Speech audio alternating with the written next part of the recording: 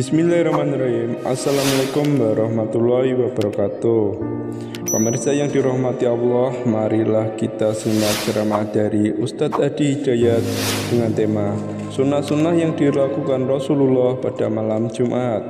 Sebelumnya, marilah kita bersolawat terlebih dahulu.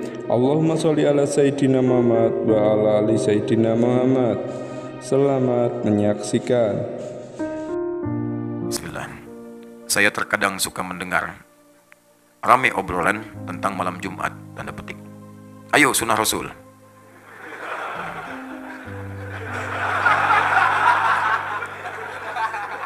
Paham gak? Ya berdoa aja dulu ya. Berdoa yang serius, mudah-mudahan ya 2 hari sebelum kiamat lah bisa nikah ya.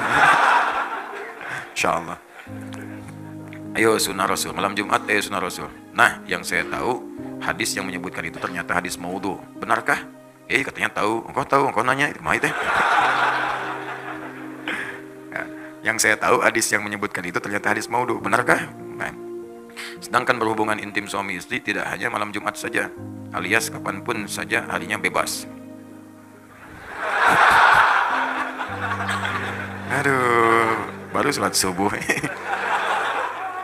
Bagaimanakah sebenarnya yang Rasulullah SAW ajarkan tentang berhubungan intim dalam pernikahan? Dan bagaimana hukum istri yang menolak ajakan hubungan intim? Dilaknatnya maknanya apa? Ya baiklah. Baik, yang pertama, perihal tentang berhubungan seksual suami istri di malam Jumat, apakah bagian dari sunnah? Sepanjang pengetahuan kami, tidak ada satu hadis pun, atau bahkan ayat Al-Quran pun, yang mengkhususkan misalnya hubungan suami istri di hari-hari tertentu, malam-malam tertentu. Ya, tidak ada di hari-hari tertentu, malam-malam tertentu. Sehingga Syekh Wahbah Az-Zuhaili, Allah yarham, dalam kitabnya Al-Fiqhul Islami wa Adillatuh, saya sarankan kalau ada rezeki beli kitab ini. Sudah ada terjemahannya dalam bahasa Indonesia. Ini bagus sekali. Komparasi fikih Islam, dalilnya lengkap. Itu salah satu guru kami. Saya diantaranya mengaji fikih kepada Syekh Wahbah Az-Zuhaili. Ini orang hebat nih. Disebut As-Suyutil Mu'asir, Imam Suyutinya kontemporer. Jadi kalau bicara biasa, tapi kalau nulis hampir di setiap bidang ilmu, beliau ada tulisannya. Banyak tulisannya itu. Syekh Wahbah Az-Zuhaili. Beliau menuliskan dalam kitabnya Al-Fiqhul Islami wa Adillatuh, cetakan tahun 1985. Beliau sampaikan, walaysa minas sunnati, awas, walaysa minal sunnati al-jima' fi layalin muayyanah. Dan tidak tersebut dalam sunnah itu, ya terdapatnya kemudian isyarat hubungan seksual suami istri di malam-malam khusus. Misal di malam Jumat saja, atau di malam Sabtu saja, ya, atau di malam misalnya Senin saja, tidak disebutkan. Ya, tidak disebutkan. Bahkan ketika ayat Al-Quran turun itu bahkan di malam-malam Ramadan pun, ya, itu kalau misalnya terjadi hasad itu diperkenankan. Ya, sepanjang waktunya diatur yang tidak kemudian bertabrakan dengan ibadah-ibadah tertentu. Apa dalilnya? Quran surah kedua Al-Baqarah ayat 187, paling kanan sebelah atas. Ya, uhilla lakum lailatus shiyam rafathu ila nisaikum hunna libasul lakum wa antum libasul lahunna. Ya, dihalalkan bagi kalian kalau ingin bercumbu suami istri di malam-malam Ramadan, silakan saja. Silakan, cuma dilakukan di waktu-waktu yang baik. Ya, dia pakaianmu, kamu pakaiannya, berhubunganlah dengan baik. Ya, dengan cara yang elok dan seterusnya. Jadi tidak ada waktu-waktu yang spesial. Adapun mungkin tafsiran ini terkait dengan keterangan Nabi sallallahu alaihi wasallam di hadis riwayat At-Tirmidzi. At-Tirmidzi nama aslinya Muhammad, bapaknya namanya Isa. Muhammad bin Isa tumbuh berkembang sampai wafat di Tirmidzi, dikenal dengan At-Tirmidzi. Menyampaikan riwayat dalam kitabnya nomor hadis 496. Ya, man ightasala fi yaumil jumu'ati wa ghassala wa kabbara, ya, wabtakara. Siapa yang mandi di hari Jumat, mandinya sempurna hari Jumat. Mandinya sempurna, dibasuh awal sampai akhirnya. Ya, ghassala itu biasanya dalam bab fikih al-ghusl seperti mandi junub. Sempurna gitu kan? Ya, jadi teliti, rapi, ya, dari wudhu terlebih dahulu, kemudian rapi dari atas sampai bawah sempurna dibersihkan. Itu ghassala. Ya, ghassala yughassilu. Ghuslun babul ghusli, bab mandi secara menyeluruh. Ya, babul janabah, bab mandi dalam janabah. Babul ghuslu, mandinya itu mandi terkait dengan janabah. Ghassala diartikan itu. Siapa yang sebelum berangkat Jumat mandinya seperti orang mandi junub, sempurna dia. Kemudian dia berangkat ke Jumat di awal waktu, mengambil saf paling depan. Ada yang nafsirkan di awal waktu, ada yang nafsirkan mengambil saf paling depan sepanjang tidak mengganggu saudaranya. Menafsirkan saf paling depan itu bukan Anda kemudian melihat peluang di situ kemudian menerobos orang sampai orang tidak nyaman. Ya, punten, saf pertama, bukan. Ya, datang di awal, duduk dengan nyaman. Ada orang datang, berikan ke lapangan. Bukan Anda datang terlambat, menerobos saf paling depan. Sudah penuh Pak. Urusan penuh urusan Anda. Urusan saya dengan malaikat nih. Wah, pengen dicatat depan unta ya. Baik. Nah itu nggak dibenarkan. Lalu dia datang saat pertama. Duduk dia mendengarkan khutbah dengan benar sampai selesai. Maka orang ini seperti mendapatkan ibadah puasa dan sholat selama setahun penuh. Dapat pahala orang puasa dan sholat malam selama setahun penuh. Cuman Jumat itu seperti hadis sahih. Termasuk disahihkan oleh Syekh Al-Albani. Sahih hadisnya. Jadi kalau Anda berangkat di hari Jumat, Jumat itu peluang banyak pahalanya. Banyak sekali. Dari wudunya, dari mandinya, dari macam-macamnya, dari berangkatnya sampai masuknya dicatat pahalanya, sampai sholawatnya, sampai istighfarnya, sampai berdoanya. Bahkan pasca Jumat pun ada doa khusus yang kalau Anda berdoa dengan benar sulit untuk ditolak. Hafal doanya? Hafal doanya? Ya. Allahumma ikfina bihalalika an haramik. Allahumma ikfina bihalalika an haramik. Wa aghnina bifadlika amman siwak. Wa bita'atika an ma'siyatik. 3 hal yang dimintakan. Pasca Jumat minta. Sunnah minta. Ya Allah, cukupkan aku ya Allah dengan segala yang halal darimu. Dan jauhkan aku dari segala yang haram yang tidak engkau tetapkan. Yang halal. Jadi kalau Anda kemudian berumah tangga, cukupkan dengan istri yang halal saja ya Allah. Maka akan ditutup pintu-pintu zina, pintu-pintu selingkuh, pintu-pintu yang tidak baik. Dinatap istri orang itu sudah nggak ada getaran lagi. Udah selesai, biasa aja. Dia hijab oleh Allah. Yang menarik itu cuma istri sendiri. Istri orang punya orang. Nah, ini kan kadang-kadang pasangan sendiri kayak nggak menarik. Pasangan orang seperti ketarik-tarik.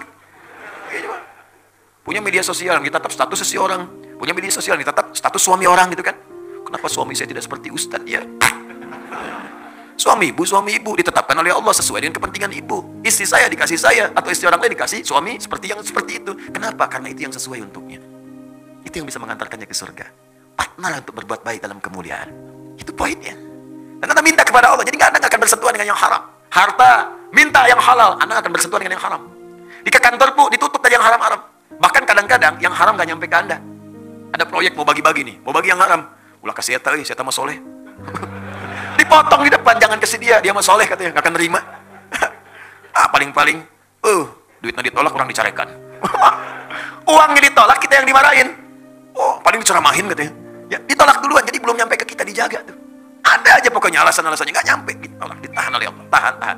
Jadi kalau Anda baca dari Jumat ke Jumat, aman Anda, setiap pekan Anda dalam keadaan aman. Rizki halal, pasangan halal, perbuatan halal. Jadi dijaga dengan yang halal, dijauhkan dari yang haram. Masya Allah. Wa aghnina bifadlika amman siwa. Ya Allah, saya ingin Engkau berikan yang paling utama darimu saja. Saya nggak ingin dari yang lain. Maka kita minta kepada Allah yang paling utama. Jadi kalau di kantor ada sesuatu yang baik, kita dapat yang paling utama. Kalau ada surga dijanjikan untuk kita dapat yang paling utama surganya. Kalau rezeki ada untuk kita, yang paling utama. Kalau di kampus belajar, dapat kampus yang paling utama untuk maslahat kita. Kalau kita dapat nilai yang paling utama untuk bisa kita amalkan. Ukurannya bukan besar kecil ya. Ukurannya sejauh apa kita bisa mengamalkan dari semua titipan itu. Itu yang utama. Boleh jadi bagi saya, sepeda utama. Bagi Anda, motor yang utama. Kenapa? Karena ukuran untuk menjaga amanahnya seperti apa kita bisa mengamalkannya. Itu poinnya. Jangan sampai minta mobil, tapi nggak bisa menjaga amanah. Begitu pulang, berat titipan Anda. Hati-hati. Orang itu nggak punya sepeda, mimpi punya motor, belum pernah mobil apalagi. Tapi ke masjid, sendalnya dipakai, berangkat 2 kilo jalan kaki. Anda sepeda ada, mobil ada, motor ada, bahkan bercita-cita punya pesawat. Ke masjid aja nggak pernah dipakai, bagaimana hisabnya? Saya sering menyampaikan, kalau Allah titipkan amanah baru, pakai dulu untuk ibadah. Ada baju dikasih, pakai dulu untuk sholat, supaya hisabnya ringan. Pakai dulu. Jadi ketika dihisab di hari kiamat, mulut dikunci, ditanya, dipakai apa baju ini? Bajunya bersaksi, Allahumma saya bersaksi. Bersaksi Allah, saya pertama kali digunakan oleh si fulan untuk sujud kepadamu. Ringan hisab Anda, tenang hatinya. Jadi kan kadang-kadang baju baru, udah dijahit, beres semua, pakaian pertama undangan. Dihisab kemudian di hari kiamat. Apa yang kamu lakukan pertama kali? Undangan ya Allah. Saya undang kamu 5 kali sehari, kenapa kamu nggak datang? Kenapa nggak datang? Apa jawabannya? Dan mulutnya dikunci. Nah, itu poin-poinnya. Ya, kemudian bita'atika amman siwak. Ya Allah, bimbing saya untuk taat terus kepadamu dan jangan berikan saya kesempatan untuk bisa taat kepada selainmu. Dijaga tuh. Kalau wafat dalam keadaan demikian, indah. Jumat, banyak pahalanya. Nah, apa kaitannya kemudian dengan tadi, pertanyaan tadi? Hadis ini, ada sebagian yang memahami, ini kan redaksinya ada mandi, seperti mandi junub. Boleh jadi juga ada orang kedatangan hasrat di hari Jumat. Pengen melakukan hubungan misalnya, boleh apa enggak? Maka hadis ini memberikan kesan, boleh itu dilakukan, bahkan kalaupun menjelang Jumatan, silahkan saja. Tapi sebelum Jumat, mandi dulu. Itu maksud hadisnya.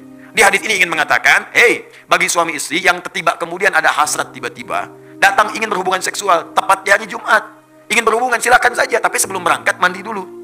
Dan yang tidak berhubungan, dan yang belum menikah misalnya, ingin berangkat. Ya.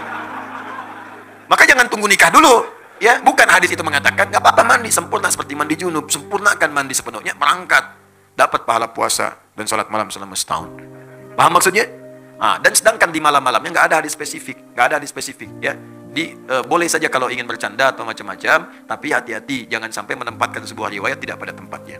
Ya, sunnah malam Jumat, ya. Misalnya sunnah apa ini? Sunnahnya apa? Kalau tidak ada, tidak usah diteruskan. Maksud saya bukan sunnah hubungan suami istri, sunnah membaca Al-Kahfi, sunnah membaca sholawat, ya, sunnah memperbanyak Al-Quran. Silahkan Al-Kahfiyat, Yasinan, Baqarahan, Nisaan, dengan Ali Imranan. Silakan hidupkan malam untuk baca Al-Quran. Tuh, nggak usah kemudian jadi ribut. Wah, Yasinan, rame gitu. Terus yang lain nggak apa-apa, silakan Al-Kahfian, nggak apa-apa. Baqarahan, Nisaan, Anamalan, Anahlan, kan? Silakan, ada masalah. Hidupkan aja, ya. Ada pahala dapatkan daripada saling mencela yang tidak jelas, kan? Paham ya?